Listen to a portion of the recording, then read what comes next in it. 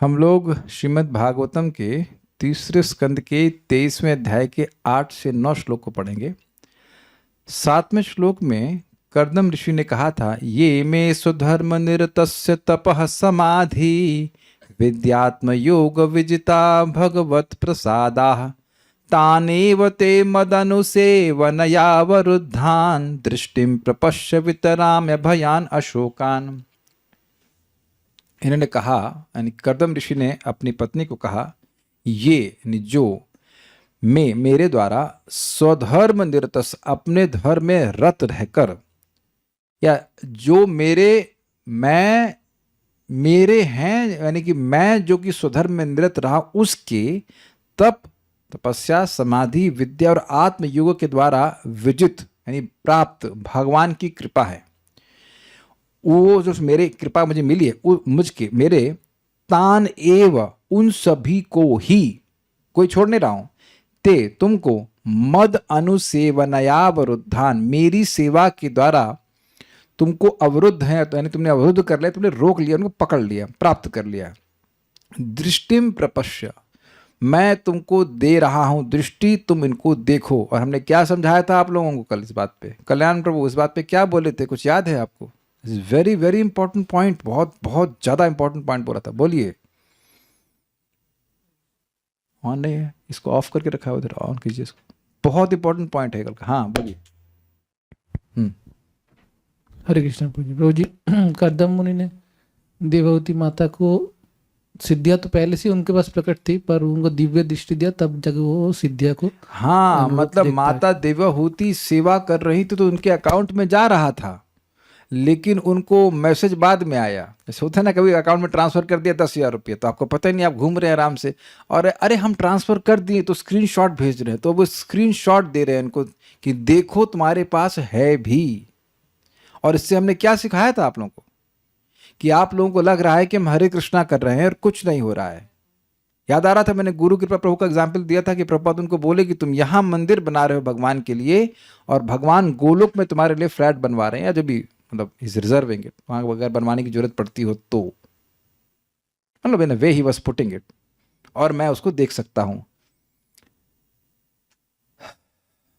यही बात प्रभुपाद जी समझाते हैं, बेनेडिक्शंस एक्सीड्स एक्सपेक्टेशन। और इसीलिए शिवानी माता जी, इसीलिए शाम को क्लास में आना चाहिए, नहीं तो आप कुछ सोचते, यही क्षमा कीजिएगा काम नाम ले लिए, लेकिन नहीं बोलते हम बहुत दुर्भाग्य हैं। हमको उनको कोई बोल देता कि बहुत दुर्भाग्यशाली क्योंकि हरे कृष्णा कर रही है। मान भी नहीं थी, ये मूर्खता है। वो व्यक्ति देख ही नहीं सकता, वो कोई जो दूसरा अभक्त है, वो आप मृत्यु के परे तो कुछ देख ही नहीं सकता, मृत्यु के परे कुछ देख ही नहीं सकता, किसी दुर्भाग्य सौभाग्य के बारे में कुछ बोल ही नहीं सकता।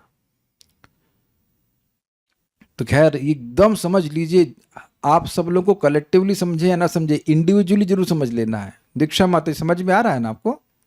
हाँ आ रहा है, गुड। ब्रजभूषण प्रभु को तो समझ में आ ही रहा होगा शायद। इस तरह से समझना होता है, मुझे समझना है कि मैं जब कर रहा हूं तो मेरा फ्यूचर एकदम ब्राइट है। मैं श्रीमद् भागवतम पढ़ रहा हूं, सुन रहा हूं, तो मेरा फ्यूचर ब्राइट है। I must individually understand this, individually understand. बगल वाला समझे या ना समझे, पूरी दुनिया समझे या ना समझे, आपको और मुझको समझना है, क्योंकि मुझे मरना है और आपको भी मरना है। और हमारा डेस्टिनेशन इस समय जो हम जो कर्म कर रहे हैं, जो भी कार्य कर रहे हैं, उस पे निर्भर करता है। और भक्ति के जो संपादित कार्य हैं उनका असीमित लाभ होता है, यद्यपि मुझको अभी नहीं दिखाई पड़ता। और प्रमाण आप देख लेना, मैं पढ़ा चुका हूं। 6.2.9-10 लिख लीजिए, इसको कई बार कोट किया। चक्रवर्ती पाद बड़ा स्पष्ट कहते हैं कि देखिए, भगवान का नाम का प्रभाव तुरंत होता है, लेकिन वो तुरंत नहीं दिखाते, ये उनका स्वभाव है। जैसे अंजीर का वृक्ष समझते हैं, अंजीर के वृक्ष का बीज आप बो दीजिए तो वो कुछ समय के बाद ही फल दिखाएगा, कुछ समय के बाद ही, समय आने पर, नॉट इमीडिएटली। लेकिन बीज तो बो दिया आपने ना। कुछ समझ में आ रहा है? जैसे एक बरगद के वृक्ष के बीज में पूरा बरगद होता है कि नहीं होता है? उसी प्रकार से पूरा आध्यात्मिक जगत में हमारा जो अनंत समय तक हमारा जब जीवन मिलने वाला है, उसका सीड है इस हरे कृष्ण मंत्र में। हरे कृष्णा कृष्ण कृष्ण हरे हरे, हरे राम राम राम हरे हरे। अब आपको बात समझ में आई जो कल आपने प्रश्न किया था कि एक बार भक्ति शुरू हो जाए तो भगवत प्रेम मिलता है। इसी तरह से प्रभुपाद समझा रहे थे ना, वंस द भक्ति प्रोसेस स्टार्टेड। अब समझ में आया, वो सीड रूप में डाल दिया है, अब पानी देते जाइए तब तो पेड़ उगने वाला है, पक्का उगेगा। बहुत इंपॉर्टेंट बात है। तो अब हमें दृष्टि ऐसी नहीं मिल रही है, दिव्य दृष्टि नहीं प्राप्त हो रही है, लेकिन हमको शास्त्र की दृष्टि प्राप्त हो रही है। और वितरामी, वितरण किया जा रहा है। दृष्टिम प्रपश्य वितरामी, मैं वितरण कर रहा हूं, करदम मुनि कह रहे हैं, और मैं यहां बैठा बोल रहा हूं कि मैं वितरण कर रहा हूं ऑन द बिहाफ ऑफ शिला प्रभुपाद। हम लोग यहाँ किस लिए बैठे हैं? प्रभुपाद जी के आचार्यों की बात को समझाने के लिए। ऐसा नहीं कि मुझे दिख रहा है, मुझे गोलोक दिख रहा है, ऐसा कुछ भी नहीं है, लेकिन शास्त्र की दृष्टि से दिख रहा है। शास्त्र चक्षुत्वात, शास्त्र के चक्षु से व्यक्ति देख पा रहा है, देख पाता है।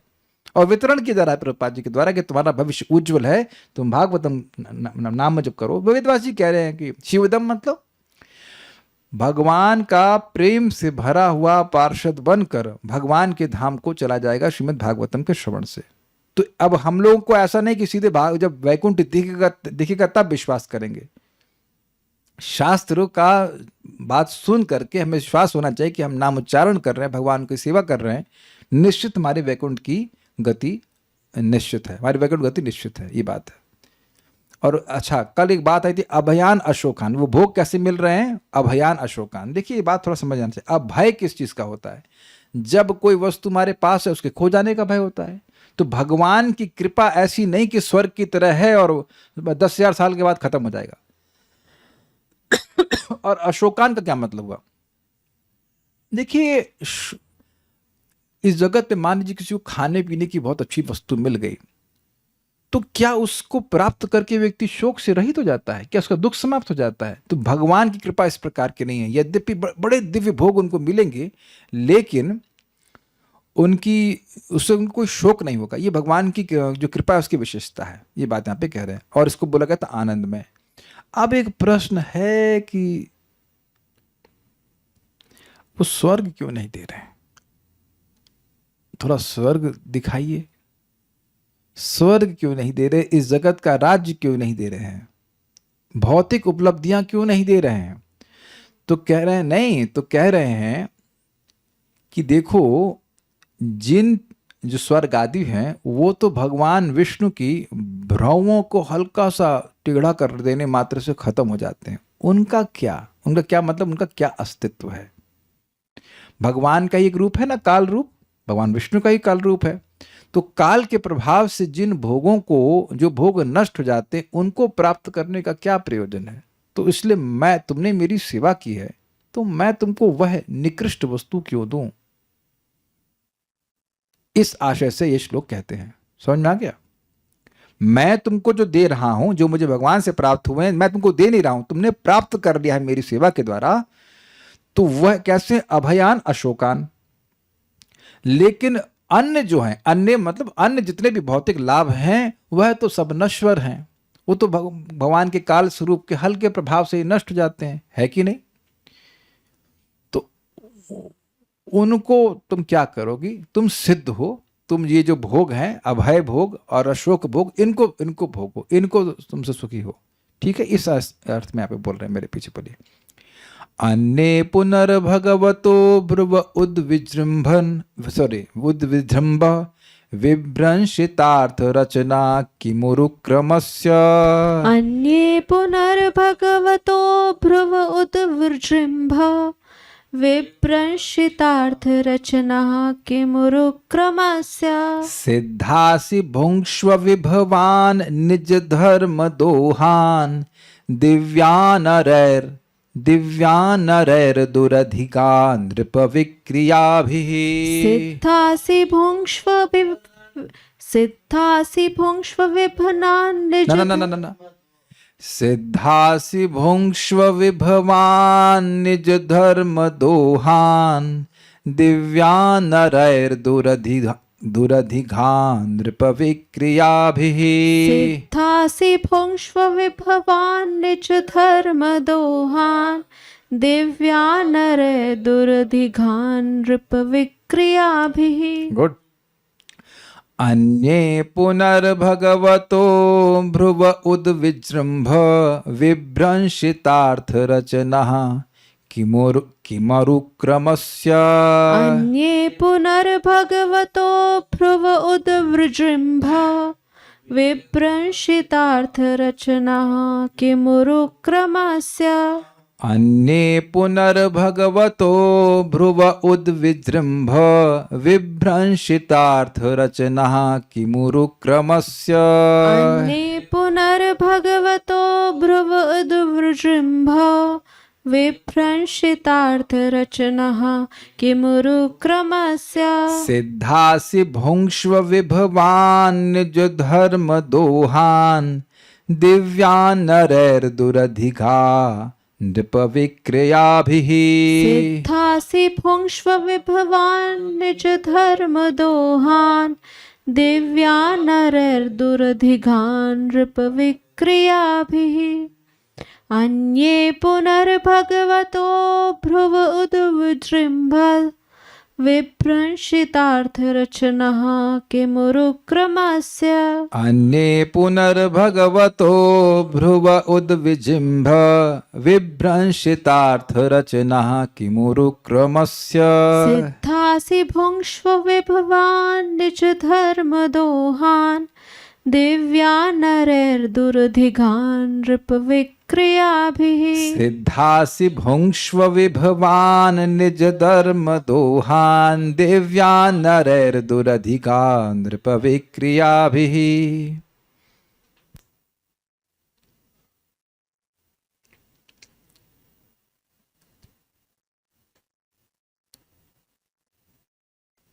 कर्दम मुनि ने कहा, भगवान की कृपा के अतिरिक्त अन्य भोगों से कौन सा लाभ है?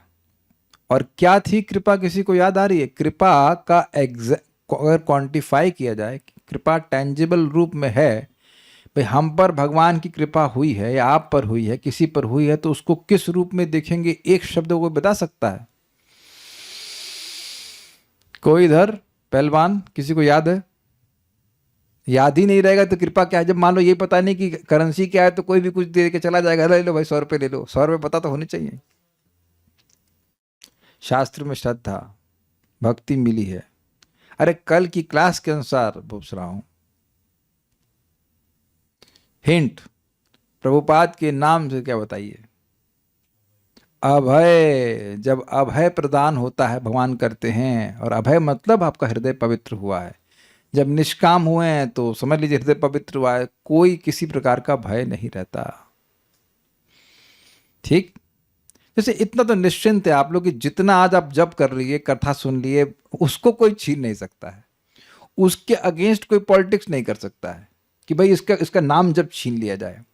आप माला लेके बाहर निकलते हैं, कभी देखते हैं कि कोई आपका जप छीन लेगा? It doesn't work like that. तो स्पिरिचुअल एसेट्स को कोई नष्ट नहीं कर सकता है। अन्य भोगों से कौन सा लाभ है? सभी भौतिक उपलब्धियां श्री भगवान विष्णु के भ्रुकुटी चालन से ही ध्वंस हो जाने वाली हैं। ये लाइन समझी बात? भाई भगवान विष्णु को यही काम है कि ध्वंस करते रहें। देखिए बात क्या है, भगवान विष्णु के एक स्वरूप हैं काल। कालोस्मि लोक क्षयकृत प्रवृद्धो मृत्यु सर्वहरश्चाहम इत्यादि। तो भगवान विष्णु को इंटरेस्ट नहीं है डिस्ट्रक्शन करने में, लेकिन उनके एक एजेंट हैं काल। उनके प्रभाव से कोई व्यक्ति एकदम हीरो बना हुआ है और एकदम से खत्म हो जाता है। ये देखा है कि नहीं आपने? जगत की सफलता पे, मतलब जगत में बहुत बड़ी सफलता को प्राप्त थे और पता लगा न्यूज आई कि वो मर ही गए।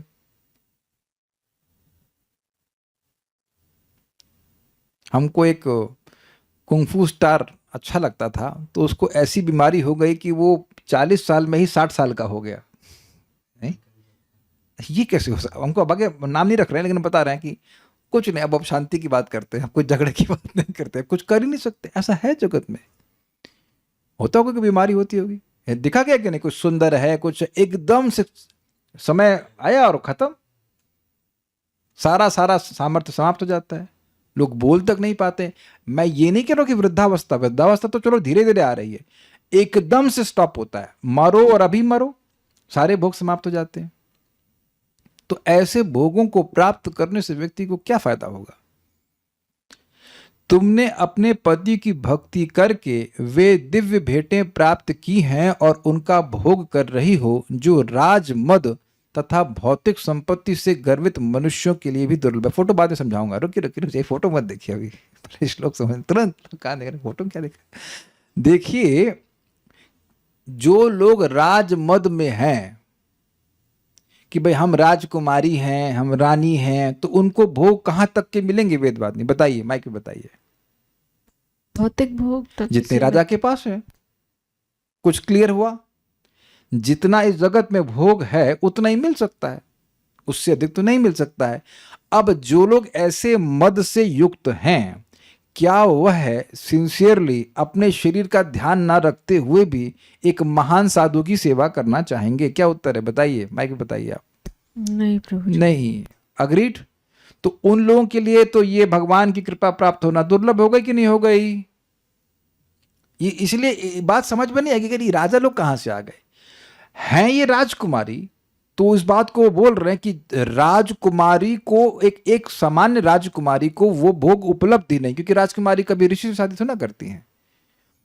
कुछ कैच कर रहे हैं? बड़ा जबरदस्त श्लोक है ये। राजकुमारी कभी ऋषि से शादी करेगी नहीं, और ऋषि शादी करेगी तो रोती रहेगी। इतने निस्वार्थ भाव से पातिव्रत धर्म का पालन तो करेगी नहीं। हमारे घर में तो फ्रिज होता था, हमारे घर में तो एसी होता था, आपके यहाँ तो ये भी नहीं, आपके यहाँ तो वो भी नहीं, तो बस यही करती रहेगी। क्या कभी करी? नहीं ऐसा करी। तो कह रहे हैं, कुछ समझ रहे हैं इनका आशय कि राजकुमारी अगर तुम रह जाती और तुम्हारी शादी अगर किसी राजा से हो भी जाती, तब भी तुमको वह भोग नहीं मिल सकते जो तुम्हें मेरी सेवा करके मिल गए हैं, क्योंकि मैं भगवान का भक्त हूं। ये तो समझ में आ गया। ये भी नहीं कह रहे हैं कि मैं दे रहा हूं।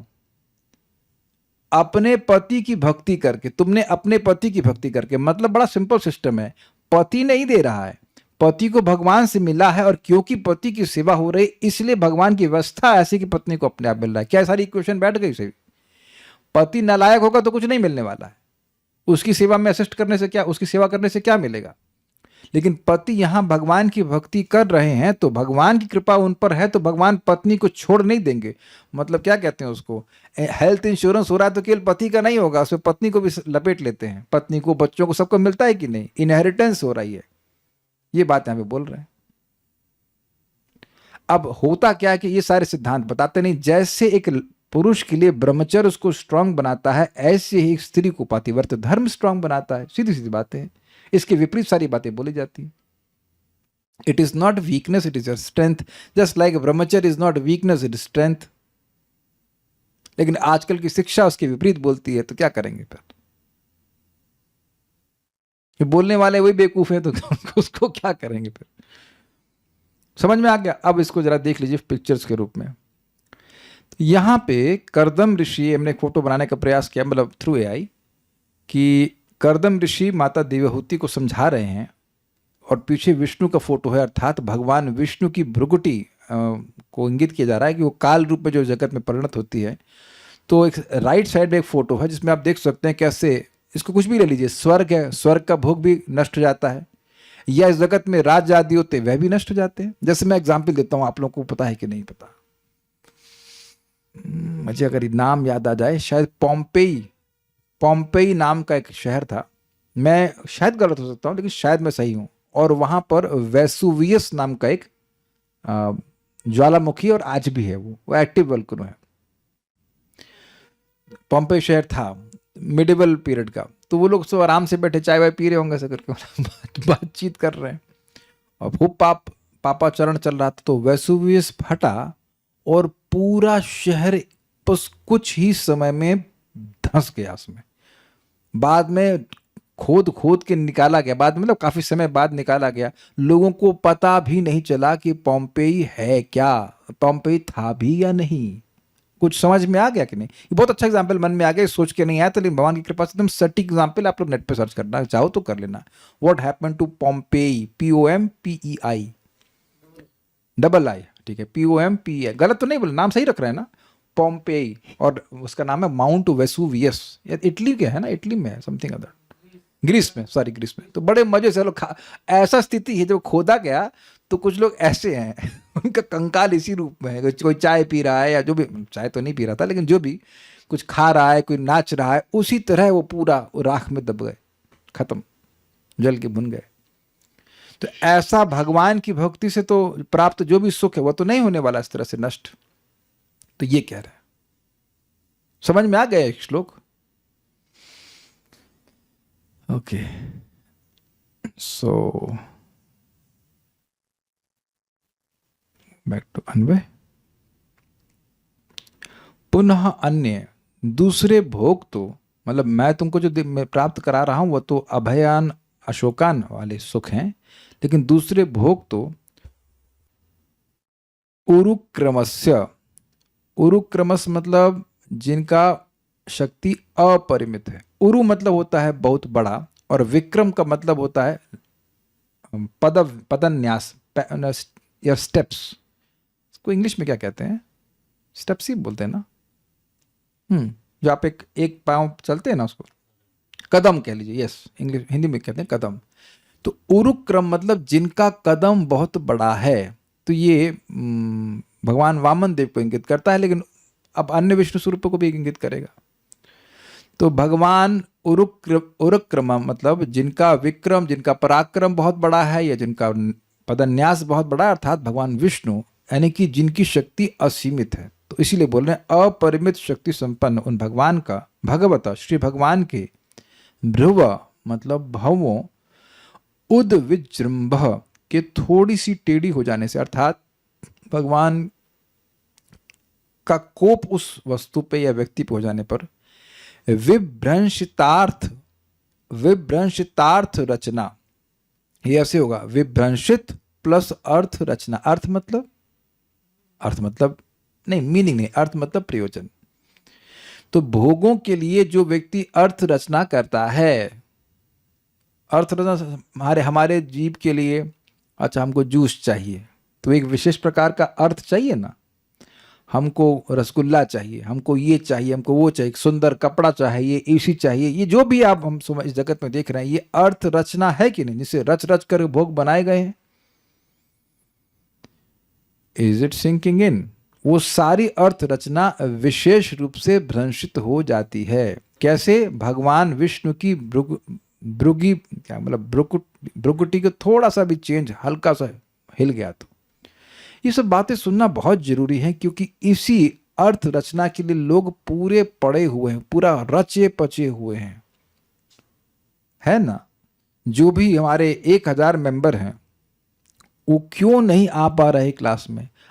मैं सुबह 5 बजे तो पढ़ा नहीं रहा हूं, इस सुबह का 5 बज रहा है क्या? नहीं। और वो खुद बोले कि हमें लिंक दीजिए, हमने कहा ले लो भाई, और फिर भी नहीं आ पा रहे हैं। आप विचार कीजिए कि क्यों नहीं आ पा रहे हैं। Think about that. क्योंकि अर्थ रचना के चक्कर में पड़े हुए हैं, ये चाहिए वो चाहिए, और हर चीज उनसे छीनी जाएगी, छीनी जानी ही है ना, स्वीकार है ना, कोई विरोध तो नहीं है। और आज ही छीनी जा सकती है, ये भी बात है। और आप, मैं फिर रिपीट कर रहा हूं, जो भी आप भक्ति कर रहे हैं आप सब जानते हैं, उसको कोई नहीं छीन सकता है। लेकिन अब दिमाग में बल पड़ा हुआ है तो क्या करेंगे? दिमाग में बल पड़ने का मतलब समझते हैं आप? ट्विस्टेड, बल पड़ने का, रस्सी में बल पड़ने का मतलब होता है रस्सी को ट्विस्ट किया जाए। तो दिमाग ट्विस्टेड है तो क्या करेंगे? विनष्ट हो जाने वाले उन भोगों का किम का मतलब होता है क्या? अरे उन लोगों का क्या कहना, मतलब उनका तो कोई महत्व नहीं है, ये अर्थ है। सुना है आपने इस भाषा का प्रयोग? सुना है? अरे उनका तो मत बोलो भाई, उनका तो क्या कहना, उनका क्या, ऐसा सुना है आपने एक्सप्रेशन, उनका क्या मतलब उनका कोई वैल्यू नहीं है। तो किम का अर्थ है कुछ भी महत्व नहीं है। नश्वर वस्तु का कभी महत्व नहीं होता है। सिद्धांत यह है कि जो पहले नहीं थी और आगे नहीं रहेगी वो आज भी नहीं है। ये विवेकी व्यक्ति इस बात को ग्रहण करता है। जितना विवेकी होगा उतना इस बात को ग्रहण करेगा। जो शाश्वत वस्तु उधर दृष्टि रखेगा, जो टेम्परेरी चीजें उस पर ध्यान नहीं देगा।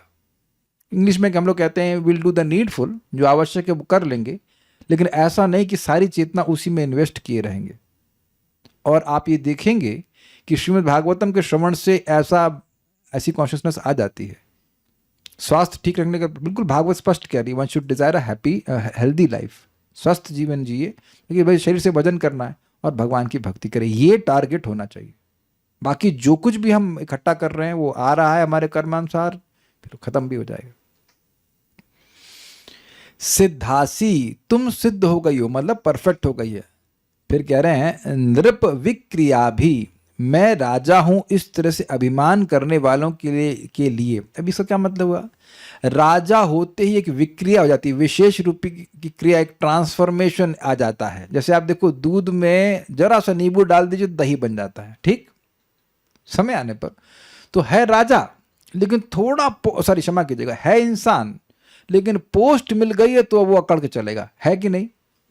आप देखो इस जगत में फिल्म स्टार, ऐसा नहीं कि उनसे सुंदर कोई लोग हैं नहीं। कोई मान लीजिए कोई हीरो, हम नाम नहीं रखना चाहते, लेकिन कोई भी हीरो है, उससे अधिक बलशाली, उससे अधिक सुंदर लड़के घूम रहे हैं, उधर कोई ध्यान नहीं दे रहा, लेकिन वो कुछ कर्म के अनुसार थोड़ा सा वो पिक्चर में दिखा दिया गया कि बहुत ये है वो है, उसके पास कोई गुण नहीं है, तो वो अगर कहीं घूमेगा तो उसके पीछे 1000 लोग चलेंगे, है कि नहीं? और तब उसकी अकड़ कितनी बढ़ जाती है कि हम केवल फिल्म स्टारों का नाम नहीं ले रहे हैं, और भी कितने हैं। कोई व्यक्ति प्राइम मिनिस्टर बन गया, सॉरी प्राइम मिनिस्टर तो नहीं कहूँगा, बट मिनिस्टर बन गया, कुछ बन गया, तो उससे पहले कोई पूछ भी नहीं रहा था। महाराज कहते हैं कि जब वो कुछ पद पे आ जाते हैं तो छींकते हैं तो भी न्यूज़ आएगी, लेकिन वो पद चला गया तो कोई वो मर गए, अच्छा वो मर गए, मरने का भी व्यक्ति ध्यान नहीं रखता। तो इस पद नृप शब्द से आपको ग्रहण करना हो कि पद का, व्यक्ति के पद प्राप्त करने से एक विक्रिया होती है, एक रिएक्शन होता है, क्या? अभिमान आ जाता है। इसीलिए कोई विक्रिया भी का अर्थ है जो अभिमान आ गया उसकी वजह से। तो अभिमान करने वालों के लिए भोग दूर अधिगमान, गम मतलब पहुंचना, अधि मतलब अच्छे से पहुंच जाना, और दूर अधिगमन मतलब बिल्कुल अच्छे से नहीं पहुंच पाते, वो भोग उनको मिलते ही नहीं है, दुष्प्राप्य है। कौन से भोग? जो भगवत सेवा से मिलते हैं, ये कहते हैं। फिर कह रहे हैं निज धर्म, अपने पातिव्रत धर्म का पालन रूप दुहान, मेरी सेवा से विभवान प्राप्त ऐश्वर्यों का भुंक्ष्व तुम भोग करो। थोड़ा सा मिस्टेक हुआ, दुहान मतलब प्राप्त, थोड़ी मिस्टेक हो गई है, मिस्टेक हुई है थोड़ा सा, देखिए। निज धर्म का मतलब अपने पातिव्रत धर्म का पालन रूप मेरी सेवा से, इतना हो गया। फिर दुहान आएगा प्राप्त, प्राप्त को यहां जोड़ लीजिएगा, प्राप्त ऐश्वर्यों का तुम भोग करो। समझ पा रहे हैं थोड़ा सा, या मैं कठिनाई हो रही है? अगर 2 सेकंड दीजिए तो मैं ठीक करके दूंगा, नहीं तो आप समझ में आ रहा होगा कि मैं क्या कह रहा हूँ, कुछ समझा पा रहा हूँ। दोहन मतलब होता है दूध को दोहते हैं, तो दोहना मतलब दूध प्राप्त करना, तो थोड़ा सा मिस्टेक हो गई है। प्राप्त शब्द यहाँ आना चाहिए था, यहाँ दोहान के बाद। दोहान का अर्थ होता है प्राप्त करना, और विभान मतलब विभव का मतलब हो गया ऐश्वर्यों को। तो यहाँ कह रहे हैं निज धर्म, यानी कि अपना पातिव्रत धर्म का पालन रूप मेरी सेवा से, ठीक है। दुहान यानी प्राप्त ऐश्वर्यों का भुंक्ष्व तुम भोग करो। अन्य पुनः अन्य भोगों का क्या कहना, जो भगवता भगवान की भ्रुव उद विजृंभ, भ्रुकुटी के थोड़ा टेढ़ा करने से विभ्रंशतार्थ रचना, जो अर्थ रचना है, जो भोग है, वह नष्ट हो जाते हैं। किम, उनका क्या कहना, किसकी भ्रुवा से, भवों से? तो कह रहे हैं उरुक्रम से, अर्थात भगवान विष्णु की। सिद्धासी भुंक्ष्व, तुम सिद्ध हो गई हो इसलिए तुम भोगो। भोगने का मतलब है यू एंजॉय, यू एक्सपीरियंस, कहने का अर्थ है। जैसे आप जब भक्ति में सिद्ध हो जाएंगे तो आप भोगेंगे, क्या भोगेंगे? हरे कृष्णा कृष्णा कृष्णा हरे हरे, हरे राम राम राम हरे हरे। उसके सुख का भोग हमेशा ही करेंगे, but not in the sense of भोग जैसे हम सोचते हैं। प्रभुपाद से पूछा गया कि जीवन का उद्देश्य क्या, तो कहते हैं एंजॉय लेकिन नॉट इन कृष्ण के से अलग नहीं एंजॉय करना, कृष्ण की संगति में एंजॉयमेंट करना, ठीक है। क्या भोगूं? तो कह रहे हैं विभवान, अर्थात वैभवों को भोगो। वो कैसे मिले मुझे? तो कह रहे हैं निज धर्म दुहान, अपने पातिव्रत धर्म पालन रूप मेरी सेवा के द्वारा तुम्हें वो दुहान अर्थात प्राप्त हुए हैं। कैसे हैं? तो कह रहे हैं दिव्यान, दिव्यान शब्द भी अन्वय में छूट गया है, क्षमा कीजिएगा। दिव्यान वो दिव्य हैं, और नरैर दुराधिगमान, एक मिनट रुक जाओ, दिवान और उसके बाद क्या शब्द है?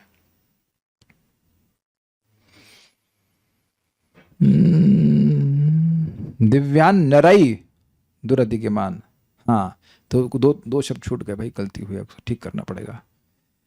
कह रहे हैं कि वे दिव्य भोग हैं, और जो नर, जो मनुष्य नृप विक्रिया भी राजा आदि के अभिमान से युक्त हैं, उनके लिए वह प्राप्त नहीं है। दुराधिमान उनके लिए वह प्राप्त नहीं है। समझ पा रहे हैं कुछ कुछ? दिव्य वैभवों को भोगो जो सामान्य मनुष्यों के लिए, जो कि राजा आदि के अभिमान से युक्त हैं, उनके लिए प्राप्त करना संभव नहीं है। सारार्थ दर्शनी, अन्य जो भोग इंद्र, पत्नी, शची आदि के द्वारा भोग्य हैं, वे स्वर्गीय भोग होते हुए भी भय और शोक से पूर्ण ही हैं। यही कहते हैं श्लोक से, अर्थात वे भोग सब भगवान उरुक्रम की भ्रूभंग की मात्र से नष्ट हो जाते हैं। उसका मतलब क्या है? भाई, राजा के अभिमान केवल इस जगत के राजाओं को नहीं है, इंद्र को भी अभिमान है कि मैं राजा हूं स्वर्ग का। तो जो कोई भी इस प्रकार के अभिमान से युक्त है, उनके पास जो भी भोग हैं वह भय का कारण बनने वाले हैं। समझाया था ना प्रभुपाद ने, किसी के पास $10 लाख हैं, जो कुछ भी है, तो उसको भय हो जाता है कि ये चोरी हो जाएगा, क्योंकि चोरी या तो चोरी हो जाएगा या वो मर के छोड़ के चला जाएगा, खत्म कहानी। मरने का डर तो उतना नहीं होता है लोगों को, चोरी होने का बहुत डर लगता है। कोई माता जी विरोध कीजिएगा कि आपको कोई भय नहीं कि आप खूब सोना लाद कर अंधेरे में कहीं जा सकती हैं। तो आप जानिए, सोना छोड़ दीजिए, बाली तक उतार देती हैं कि कहीं, बहुत बार ऐसा सुना ना, वो बाली ऐसे खींच लेता है तो कान कट जाता है। सुना है कि नहीं सुना है? बहुत ध्यान से जाना आप लोग। यहां तक कि वो जो सोने से मड़ा हुआ ज्वेलरी, वो पहनने में भी डर लगता है, क्योंकि अगर उसको सोना समझ लिया और कान काट ले तो कान कटेगा। ये सब आपने सुना नहीं है क्या? माला जब माला लेके कहीं जा रहे हैं तो डर नहीं लग रहा ना उससे, एटलीस्ट उसकी वजह से तो नहीं डर लग रहा है। माला तो बाथरूम के बाहर टांग करके चले जाते हैं वॉशरूम यूज करने के लिए, उसको तो कोई लेके जाता नहीं है। तब अपने सोने की बाली या सोने का लॉकेट भी इधर डाल के चले जाएंगी। तो आप देख रहे हैं कि जो भी भौतिक लाभ है वो भय का ही निर्माण करते हैं। इसीलिए भक्त लोग उतना स्वीकार करते हैं जितना उनको भक्ति के लिए चाहिए। ज्यादा इकट्ठा करेंगे तो भय मिलेगा। अच्छा, शोक से पूर्ण क्यों है? देखिए, भय होता है भविष्य के लेकर के, है कि नहीं? अरे पता नहीं क्या होगा, अभी तक तो ठीक चल रहा है, आगे क्या चलेगा, कैसे होगा, क्या होगा, है कि नहीं? स्वर्ग में भी व्यक्ति स्वर्ग किसी को प्राप्त हुआ तो जानता है कि 10,000 साल के लिए मिलता है, उसके बाद वो गिर जाते हैं। क्षीणे पुण्य मर्त्यलोकम विशंति, सब जानते हैं इस बात को। तो भय हुआ ना। और दूसरा, जब चीज छूट गई तो शोक हुआ, अरे यार कितना अच्छा समय था, कितना अच्छा समय था। हमको याद है हमारी दादी, तो सबकी मृत्यु हो गई तो हम बोल ही सकते हैं इस बारे में। दादी जी के जो सबसे बड़े भाई थे, वो इतने पैसे वाले थे, मतलब पूरा 3 मंजिले की उनके पास बिल्डिंग थी, और उनके बच्चे स्कूल में जाते थे काजू भर के अपने पॉकेट में, काजू भर के वो टीचर लेके खाता था, जो इतने पैसे वाले थे। ये समय खराब हुआ कि क्या ऐसा हालत हो गई कि पूरा सब बेच करके उनको किराए के मकान में रहना पड़ा, और वो किराए देने का सामर्थ्य भी नहीं जुटा पा रहे थे। ये हालत थी। ये जगत पे देखा जाता है, आप लोगों ने भी सुने होंगे ऐसे केस बहुत सारे। तो अब उनको शौक होता होगा ना कि हम कितना पैसा कमाते थे, ये है वो है, ऐसा करते थे। ठीक है, किम, वह कुछ भी नहीं, अत्यंत तुच्छ है, ये अर्थ है। मतलब उनका क्या मतलब है, ये बात है। निज धर्म दोहान, अर्थात तुम्हारे अपने पातिव्रत रूप धर्म के द्वारा उपार्जित भगवत कृपा लाभ रूप वैभव सब प्राप्त हो। भाई, दोहान का अर्थ आप समझ रहे हैं? जैसे गाय को दोहते हैं तो अब जो गाय दोहे बिना तो आपको गाय का दूध मिलेगा नहीं। गाय में दूध है तो कुछ परिश्रम करता है, दोहता है तो दूध मिलता है। तो कह रहे हैं कि तुमने अपना जो धर्म किया है उससे तुम्हें वैभव दोहन के द्वारा प्राप्त हुए हैं। कुछ समझ पा रहे हैं बात? This is very very important, और हमेशा ध्यान रखिएगा। धर्म सबसे बड़ा भगवान की भक्ति है। तो भक्ति रूपी धर्म को संपादित कर रहे हैं तो इसके फल आपके पीछे आएंगे ही। Is it sinking in? ये सुखदेव गोस्वामी जी बोल रहे हैं, आगे 10th कंठ में बोलेंगे कि जो व्यक्ति भक्ति करता है उसके पीछे भक्ति के जो भी फल हैं, जो भौतिक फल हैं वह भी, और आध्यात्मिक फल वह उसके पीछे पीछे आते हैं। वो मना करता है तब भी आते हैं। एग्जाम्पल दे रहे, जैसे गाय ऋतुमती होती है तो उसके पीछे सांड आता है, वो भागती है फिर भी उसके पीछे पीछे आता है। तो भक्त नहीं चाहते हैं कि भौतिक लाभ प्राप्त हो, लेकिन फिर भी वो पीछे पीछे आते हैं उसके। ये स्थिति है। एग्जाम्पल दे रहा है। एक्चुअली हम थोड़ा गलत बोल गए। वो वृंदावन में वसंत ऋतु का वर्णन कर रहे हैं। और अब बहुत अच्छी बात बोलने वाला हूं आपको। वसंत ही था ना, या शरद? नहीं, वसंत का बोला, वसंत में। वसंत में तो कह रहे हैं कि अब देखिए, बहुत ध्यान से सुनिएगा, दृष्टांत क्या दे रहे हैं थोड़ा समझिएगा। कह रहे हैं कि वृंदावन में वसंत के समय जब गाय ऋतुमती हुई तो उनके पीछे सांड वैसे ही भागने लगे जैसे भक्ति करने वाले के पीछे उसके भक्ति के फल पीछे पीछे भागते हैं। अब आपको याद आ रहा है कि मैं क्या समझ पा रहा, मैं क्या कह रहा हूं? दृष्टांत उस वस्तु का दिया जाता है जो स्थापित हो। इसका मतलब क्या है कि भक्ति करने वाले को उसके भक्ति का फल प्राप्त होता ही है, ये पहले से ही स्थापित बात है। इसलिए उसको दृष्टांत दे करके बैल वाली बात और गाय वाली बात बोल रहे हैं। कुछ समझे? यद्यपि मैंने समझाया आपको उस प्रकार से, लेकिन एक्चुअली सुखदेव गोस्वामी उल्टा बोल रहे हैं। वो बोल रहे हैं कि ये बात स्थापित है कि भक्ति से किए जाने वाले जो कर्म है उसका फल मिलता ही है। और आप फिर समझ लीजिए कि भागवत सुनने वाले का, बोलने वाले का, नाम उच्चारण करने वाले का क्या फल बताया गया है? भगवत प्राप्ति, वैकुंठ की प्राप्ति। उसमें संदेह नहीं करना चाहिए। माया की केवल एक ही ट्रिक है, आपके मेरे मन में भ्रम नहीं, संदेह उत्पन्न कर देना। इतने साल से कर रहे हो, कुछ हुआ क्या, कुछ हुआ क्या, ऐसा भ्रम करती है ताकि छोड़ दे व्यक्ति। यही है। और नहीं, माया के पास और कोई टेक्निक नहीं है कुछ हमको हराने की। अगर श्रद्धा रहेगी तो आप जाप करेंगे, आप भागवत सुनेंगे, प्रसाद ग्रहण करेंगे, अग्रीड। और श्रीमद् भागवतम का श्रवण करने से भक्तों की संगत में ये श्रद्धा बड़ी उत्कट, बहुत प्रबल बनी रहती है। तो मैं समझा रहा था निज धर्म दोहान पे कि व्यक्ति धर्म करता है तो उसको मिलता है। महाराज बड़ा सुंदर बता रहे थे कि अगर पहले का किया हुआ कोई पुण्य नहीं है तो सामान्य चीजें भी नहीं मिलती हैं। समझ रहे हैं ना बात? बीमार रहता है व्यक्ति, उसको नौकरी नहीं मिलती है, और भी कुछ, और भी जो वो सामान्य चीजें भी नहीं मिलती हैं। जैसे व्यक्ति के पास धन ना हो, शहरी शुक्ला माता जानती हैं, वो हजरतगंज आपको पता है ना, वहाँ पे विंडो शॉपिंग करते हैं। तो विंडो शॉपिंग मतलब पैसा नहीं है, देख रहे हैं, ललचा रहे हैं, हाय ये साड़ी मिल जाती तो, हाय ये बाइक मिल जाती। तुम्हारे पास पैसा है? नहीं, पैसा नहीं, खाली विंडो शॉपिंग देख रहे हैं। तो पुण्य नहीं होगा तो व्यक्ति कभी, वो खाली इच्छा करेगा, उसे कुछ मिलेगा नहीं। तो कह रहे निज धर्म दोहान, अर्थात तुमने धर्म का पालन किया है इसलिए तुम सबको प्राप्त कर रही हो, जो भगवान के ऐश्वर्य उनको प्राप्त कर रही हो।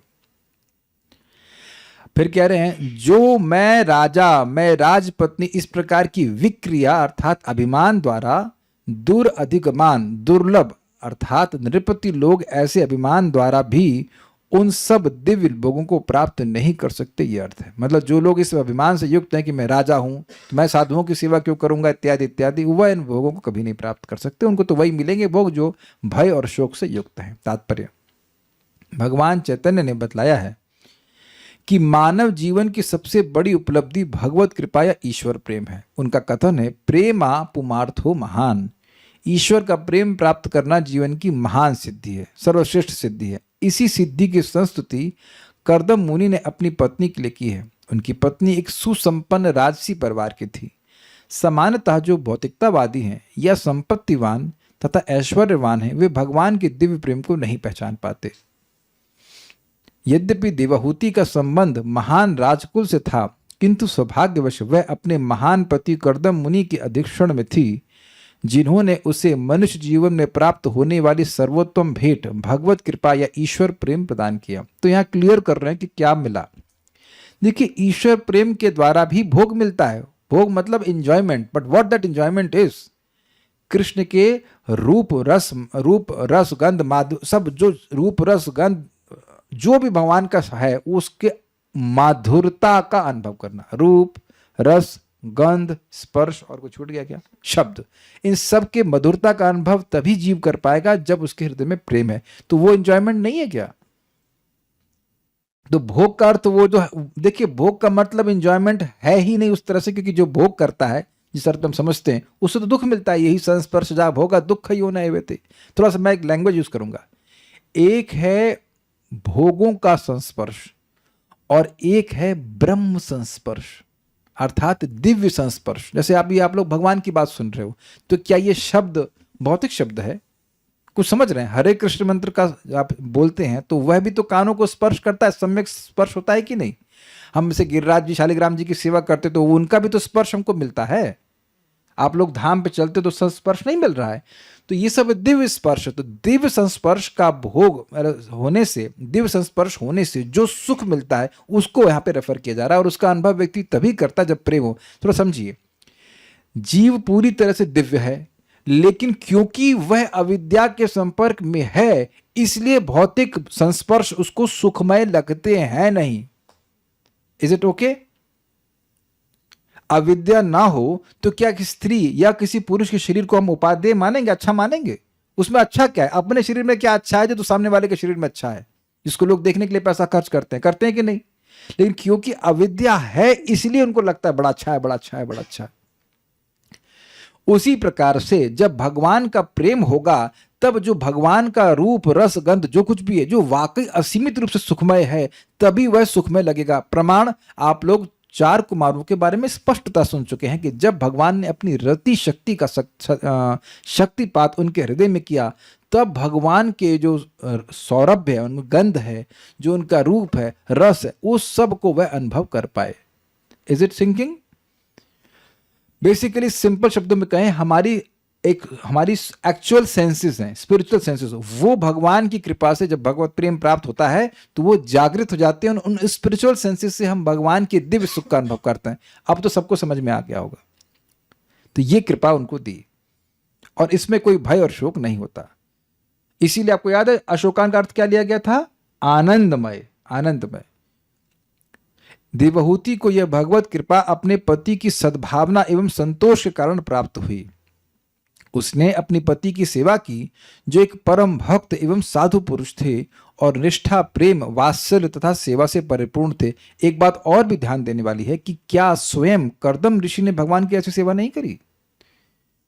ये तो नहीं बोले अरे 10,000 साल हो गया, क्या हमको दिखाई नहीं पड़ रहा है, ऐसा तो कुछ भी नहीं। आपको याद है ना, कर्दम ऋषि की तपस्या को देख करके भगवान विष्णु की आंखों से आंसू आ गया था, इसलिए उस सरोवर का नाम बिंदु सरोवर पड़ा।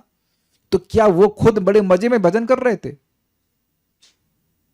He was not enjoying and doing भजन, तो वो भी तपस्या कर रहे थे, और उनकी तपस्या के प्रभाव से भगवान प्रसन्न हुए, तो वह भी तो बिल्कुल निस्वार्थ भाव से सेवा किए ना। ठीक है। कर्दम मुनि अत्यंत संतुष्ट हो गए। उन्होंने प्रसन्नता पूर्वक ईश्वर प्रेम प्रदान किया और पत्नी से कहा कि इसका भोग करो क्योंकि यह उसे पहले ही प्राप्त हो चुका है। मतलब पहले प्राप्त हो चुका था, अब डिलीवर किया जा रहा है। जैसे आप देखो इस जगत में आप कुछ ऑर्डर करते हो तो वहां से वो हो गया, वहां से वो निकल गया। माइक लीजिए, अगर मान लीजिए मैं कुछ मिलेट ऑर्डर करता हूं, हमने किए थे ना साउथ इंडिया से, तो वहां से डिस्पैच हो गए, तो वो किसके हैं? मेरे हैं कि कंपनी के हैं? आपके। ठीक है, लेकिन अभी मेरे को मिले नहीं। अब समझ में आ गया? क्लियर हो गया? एकदम क्लियर कि वहां से निकल गया है तो कंपनी वाला कहेगा नहीं आपको, आपके मिलेट भेज दिए, बोलते भी आपके मिलेट हम भेज दिए, वो आपके ही हैं, बस थोड़ा समय है। हाँ, इन ट्रांजिट कह लीजिए। यस, बस ये बात है कि हम लोग ट्रैक नहीं कर सकते कितना कहां तक पहुंच गया कृष्ण प्रेम, लाइक दैट। वेल, एक बात आप समझ लीजिए, अगर जीवन में इस प्रकार की लालसा, एक लोभ हो रहा है, और मुझे भगवान के बारे में सुनना है, मुझे भगवान का नाम जप करना है, और ये लोभ बढ़ता जा रहा है, अरे जीवन व्यर्थ हो रहा है, हम कुछ कर ही नहीं रहे, that is very good sign कि आपकी भक्ति बढ़ रही है। और लगे यार क्या वही बताएंगे, वही नाम जप, तो थोड़ा सा कठिनाई है, कुछ अवरोध आ रहे हैं। ठीक है, ओके। ईश्वर का प्रेम कोई सामान्य वस्तु नहीं। रूप गोस्वामी चैतन्य महाप्रभु की पूजा करते थे क्योंकि वे सबों को ईश्वर का प्रेम, कृष्ण प्रेम वितरित करते थे। रूप गोस्वामी उन्हें महावदन्याय कहकर उनकी प्रशंसा करते थे क्योंकि वे सबों को मुक्त हस्त कृष्ण प्रेम वितरित कर रहे थे, जो ज्ञानियों को अनेक जन्मों में कठिनाई से प्राप्त होता है। बहुनाम जन्मनाम अंते ज्ञानवाम मान प्रपद्यते। कृष्ण प्रेम अर्थात कृष्ण भावनामृत सर्वोच्च भेंट है जिसे हम हर किसी को प्रदान कर सकते हैं जिससे हम प्रेम करते हैं। है? तो हम क्या चैतन्य महाप्रभु हैं? क्या हम चैतन्य महाप्रभु हैं जो प्रदान करते हैं? नहीं, हम लोग पोस्टमैन हैं इसलिए प्रदान कर सकते हैं। जैसे भाई मिलेट जो पोस्टमैन लेके आया वो क्या अपने घर में उगा के लेके आया? अरे हमारे घर का प्रोड्यूस है? नहीं, जो भेजा गया वो लाके वो डिलीवर कर दिया, एक काम है। सो दिस हरे कृष्ण मंत्र ये बीज मंत्र है और ये भगवान का प्रेम हृदय में जागृत करता है। तो महापुरुष जो प्राप्त है परंपरा में वही हम दूसरों को दे सकते हैं। तो अगर हम किसी को वाकई प्रेम करते हैं तो उन्हें हरे कृष्ण मंत्र करने में एटलीस्ट रिक्वेस्ट करेंगे, सहायता करेंगे, ये बात है। बाकी जो कुछ भी दे रहे हैं भगवान का प्रेम नहीं, भगवान का नाम नहीं दे रहे हैं तो वो प्रेम नहीं मिलेगा। इस श्लोक में आगत निज धर्म दुहान शब्द महत्वपूर्ण है। देवहूति को कर्दम मुनि की पत्नी होने के कारण अपने पति से अमूल्य भेंट प्राप्त हुई, क्योंकि वे अपने पति के प्रति अत्यंत निष्ठावान थी। स्त्री का सबसे बड़ा धर्म है कि अपने पति के प्रति निष्ठावान रहे।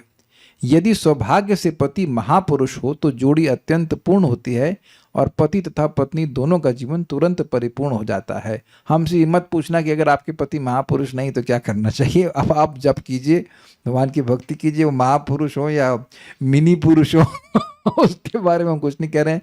वैसे भी कली में कौन महापुरुष है, वी आर ऑल फॉलन, तो नाम उच्चारण कीजिए। असली पति तो श्री कृष्ण है, उनको ध्यान में रखिए, भगवान की सेवा कीजिए, सब कुछ मिल जाएगा। कोई प्रश्न किसी भक्त का है, मैं अगला श्लोक तो कर ही लेंगे, भक्ति करेगा और नहीं। सो इट्स वेरी क्लियर, श्लोक बहुत क्लियर है। बस हमको सबसे बड़ा मैसेज यही मिल रहा है कि निष्ठापूर्वक प्रभुपाद जी ने जो शिक्षाएं बताई उन्हें करते रहे। ओके, सब कुछ मिल जाएगा। श्रीमद् भागवतम की जय, श्रील प्रभुपाद की जय, निताय गौर प्रेमानंदे।